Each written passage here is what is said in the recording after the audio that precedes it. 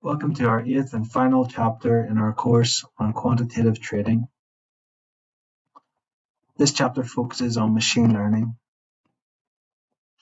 So far, the strategies we have considered, for example momentum, are handcrafted rules-based systems. Machine learning is a field of study in artificial intelligence concerned with the development and study of statistical algorithms that can learn from data and generalize to unseen data, and thus perform tasks without explicit instructions. That's a bit of a mouthful, but machine learning can generally be divided up into unsupervised learning, supervised learning, and reinforcement learning, and we're going to look at each of these in turn. All of these areas have many applications in modern finance. In this notebook, we will only scratch the surface. So first of all, unsupervised machine learning. In unsupervised machine learning, no labels are given to the learning algorithm, leaving it to find its own structure in its input. Unsupervised learning can be a goal in itself, discovering hidden patterns in the data, or a means towards an end, for example, feature learning. Examples include clustering algorithms or dimensionality reduction techniques, such as principal component analysis. In supervised machine learning, the computer is presented with example inputs and their desired outputs given by a teacher, and the goal is to learn a general rule that maps inputs to outputs. Examples of such algorithms include neural networks, decision trees, and nearest neighbor models. Finally, in reinforcement learning, a computer program interacts with a dynamic environment in which it must perform a certain goal. As it navigates its problem space, the program is provided with feedback that's analogous to rewards, which it tries to maximize. Examples of such frameworks include TD learning and Q learning. Okay, so let's just have a brief look at supervised machine learning. As we have seen, a primary part of quantitative trading is signal generation to build profitable trading strategies. In essence, this involves making predictions on the current state of the world, based on the current state of the world.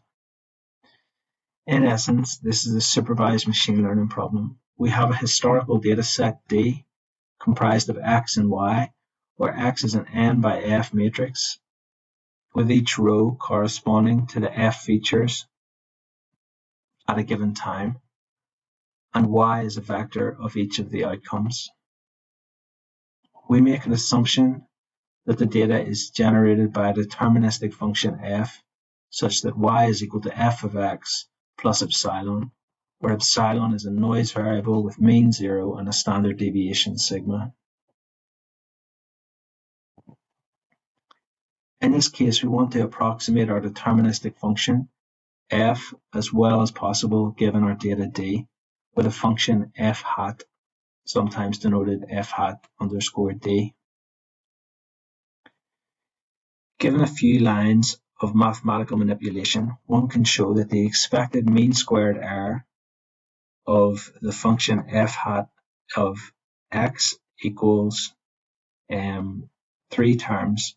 So the first term is the value of the deterministic function f of x minus the expected value of f hat of x, all squared. And this term is known as the bias. Then there's the variance term, which is the expectation of the square of the expected value of f hat minus f hat. And then finally, there's the noise term, sigma squared, which is some irreducible term. So the first term on the right-hand side is known as the bias. Here we have the bias in our machine learning model. It measures how far the expected model generated from our data set D varies from the true underlying model F. If our model is too simple to capture the complexity of F, this bias will be large. So if the model is not sufficiently complex, then the expected value of the model will deviate from the deterministic function we're trying to approximate. And that's called the bias, or the bias squared in this case. The second term above is known as the variance in our model. It measures how close the model is to the expected model. In the case that the model is too complex, the model will fit to the noise process and not capture the fundamentals. So if the model is too complex or there's not enough data, then the variance term will be large. And the final term is the irreducible noise, as we've said. So these are the three important errors that we see when we're trying to fit a model to make a prediction about a future state in finance.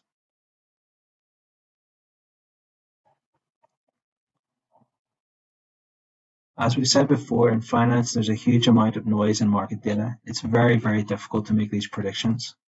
Prices are highly stochastic, and trying to predict the next price move in the presence of noise is not easy. In fact, models with even a medium degree of complexity tend to fit to this noise, especially in high dimensions. And this is known as overfitting. Here the variance term grows rapidly and destroys robust predictions. So as a rule of thumb, complex models are very, very hard to fit in finance. One of the most successful strategies for overcoming this problem in machine learning is cross-validation. In order to find a suitable model, we hold out a validation set on which the trained model is evaluated, and this is a good way to choose a suitably complex model for the problem. So we can evaluate different models on the validation set and see which one is performing best.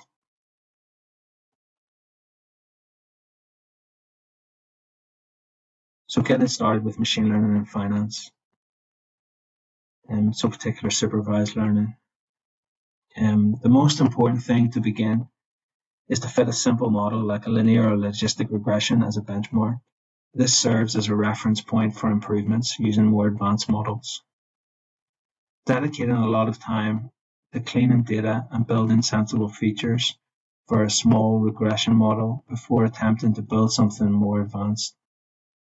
Linear regression itself is non-trivial, with many regularization techniques and feature selection schemes being possible. Be honest with yourself when building this model.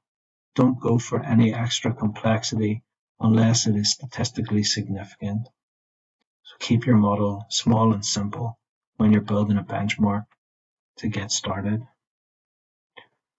Once a solid and robust baseline has been established, that becomes the thing to beat. The next best model to choose is not something necessarily more complex, but something that diversifies away from the benchmark model. For example, if your benchmark model is a linear regression, you may want to complement this with a k-nearest neighbor model that can capture nonlinearities. Even if this model does not outperform significantly the benchmark model, there is potential that combining it with the base model will boost the Sharpe ratio via the diversification procedure. As always, at this stage, the main metrics to target are the Sharpe ratio and the turnover. Thanks for listening, and good luck.